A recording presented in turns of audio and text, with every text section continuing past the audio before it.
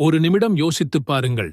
இரவும் பகலும் நாம் கண் விழித்திருக்கும் ஒவ்வொரு நொடியும் நமக்கு எதிராக ஒரு பெரிய போர் நடந்து கொண்டிருக்கிறது. இது வாள், கத்தி, துப்பாக்கியால் நடக்கும் போர் இல்லை. இது நம்முடைய உள்ளத்தில், நம்முடைய எண்ணங்களில், நாம் செய்கிற நல்ல காரியங்களில் நடத்தப்படும் ஒரு தந்திரமான போர். இந்த போரை நடத்துபவன் யார் தெரியுமா? நம்முடைய வெளிப்படையான எதிரியான ஷைத்தான். அவன் ஒரு வருடம் முழுவதும் நமக்காக ஒரு வலையை பின்னுகிறான். ஆனால் அவனுடைய ஒரு வருட உழைப்பையும் சூழ்ச்சியையும் ஒரே ஒரு நிமிடத்தில் தூள் தூளாக்கும் ஒரு சக்தி வாய்ந்த துவா இருக்கிறது.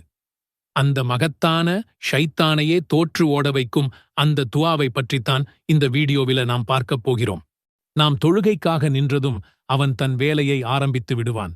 உலகத்திலுள்ள அத்தனை கவலைகளையும் சிந்தனைகளையும் நம் மனதிற்குள் கொண்டு வருவான். 3 ரக்கத் தொழுதோமா இல்ல நாளா என்ற சந்தேகத்தை விதைப்பான். ருகூவையும் சஜ்தாவையும் அவசரமாகச் செய்ய வைப்பான். குறிப்பாக ஃபஜ்ர் தொழுகைக்கு எழும்போது, இன்னும் கொஞ்சம் நேரம் தூங்கு, அப்புறம் எழுந்திருக்கலாம் என்று நம் காதில் கிசுகிசுப்பான்.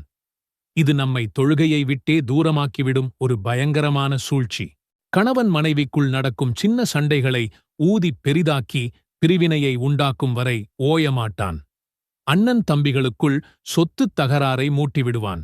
நண்பர்களுக்குள் தப்பான புரிதலை உருவாக்கி நட்பை உடைப்பான். முஸ்லிம் சமூகம் ஒற்றுமையாக இருப்பதை தடுப்பதுதான் அவனது இலக்கு.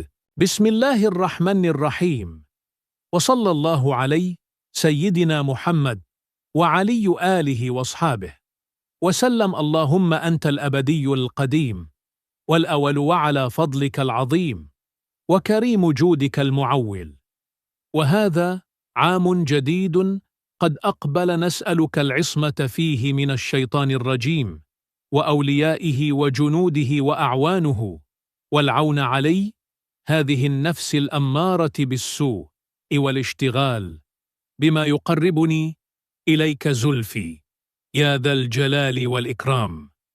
وصلى الله علي سيدنا محمد وعلي آله واصحابه وسلم. يا الله، நீயே எப்போதும் இருப்பவன், நீயே ஆரம்பமில்லாதவன், நீயே முதன்மையானவன். இங்கே நாம் அல்லாஹ்வின் பெருமையை முதலில் ஏற்றுக்கொள்கிறோம். அவனுக்கு ஆரம்பமும் இல்லை, முடிவும் இல்லை. அவன் காலத்தைக் கடந்தவன். உன்னுடைய மகத்தான அருளின் மீதும் உனது கொடையின் மீதும்தான் நாங்கள் சாய்ந்திருக்கிறோம். நம்முடைய சொந்த பலத்தால் நாம் ஷைத்தானை ஜெயிக்க முடியாது. அல்லாஹ்வின் கருணை இல்லாமல்